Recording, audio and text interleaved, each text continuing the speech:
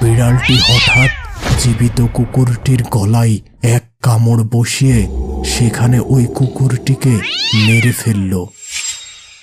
বন্ধুরা, আজকের এই সত্যিকার ভূতের ঘটনাটি পাঠিয়েছে শিখা আক্তার।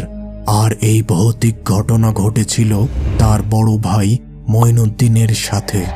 আজকের বিশেষ প্রশ্ন, তোমরা কি কেউ রাতের বেলা কুকুর বা বিড়ালের বিকট চিৎকার শুনেছ? শুনে থাকলে কত রাতে শুনেছিলে? মঈনুদ্দিন তখন ঢাকা শহরে লোহার ব্যবসা করত। তবে তার বাসা ছিল পাশের জেলা মুন্সিগঞ্জে। সে প্রতিদিন সকালে বাসে করে মুন্সিগঞ্জ থেকে ঢাকা আসত এবং রাতে আবার বাসে করে তার বাড়ি চলে যেত। ঢাকা থেকে মুন্সিগঞ্জের দূরত্ব অনেক বেশি হওয়ায় তার বাড়ি পৌঁছাতে গভীর রাত হয়ে যেত। তো ওই দিন রাতে তিনি যখন বাস থেকে নামলেন তখন রাত প্রায় 1টা। আর এত রাত হওয়ায় রাস্তায় কোনো ভ্যান বা টোটো ছিল না। এই রাতের বেলা তিনি একেবারে একা তার বাড়ির দিকে হাঁটা শুরু করলেন। আশপাশের দোকানপাট সব বন্ধ ছিল, কোথাও কোনো মানুষ নেই।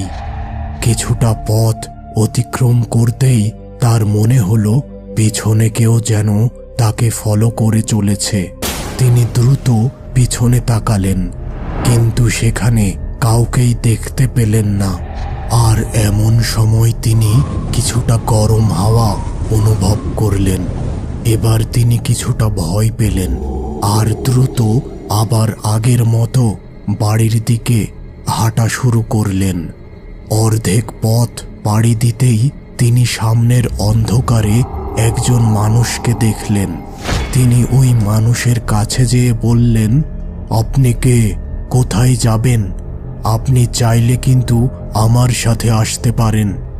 লোকটা কিছু সময় চুপ থেকে বলল, আপনি কোথায় যাবেন? আমার বাড়ি গাউদিয়া গ্রামে যাব। লোকটি কিছু না বলে সোজা তার হাত দিয়ে পাশের একটি দিকে ইশারা করল। মঈনুদ্দিন দ্রুত সেদিকে তাকালো। দুটো কুকুর মারামারি করছে এবং পাশে একটি বড় বিড়াল দাঁড়িয়ে আছে। এক পর্যায়ে একটি কুকুর সেখানে মারা যায় এবং অপর কুকুরটি ওই মৃত কুকুরের সমস্ত মাংস খেয়ে ফেলে।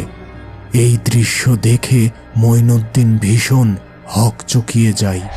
এবার সে লক্ষ্য করে বিড়ালটি হঠাৎ জীবিত কুকুরটির গলায় এক কামড় বসিয়ে সেখানে ওই কুকুরটিকে মেরে ফেলল এবং সাথে সাথে ওই বিড়ালটি অদৃশ্য হয়ে গেল। মঈনুদ্দিন ভীষণ ভয়ে ওই দিক থেকে চোখ সরিয়ে লোকটির দিকে তাকায়, কিন্তু একই সামনে কেউ নেই। কোথায় গেল সেই লোকটি?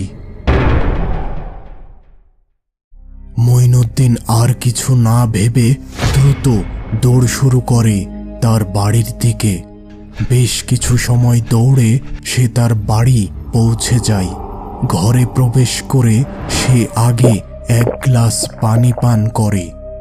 এবার রাস্তায় তার সাথে ঘটা সমস্ত কিছু তার স্ত্রীকে জানায়। এ কথা শুনে তার স্ত্রীও ভীষণ অবাক ও ভয় পায়। ঘড়িতে সময় তখন রাত 2:30। হঠাৎ কান্নার শব্দে ঘুম ভেঙে গেল মঈনুদ্দিনের। সে ভাবল তার ছেলে মেয়েরা হয়তো কান্না করছে।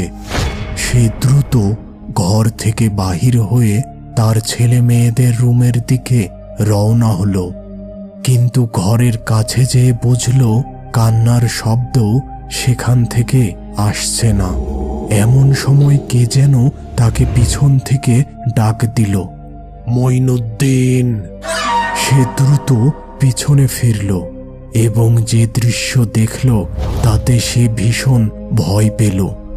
রাস্তার সেই ব্যক্তি এবং সেই দুটি কুকুর ও একটি বড় বিড়াল দাঁড়িয়ে আছে তার সামনে।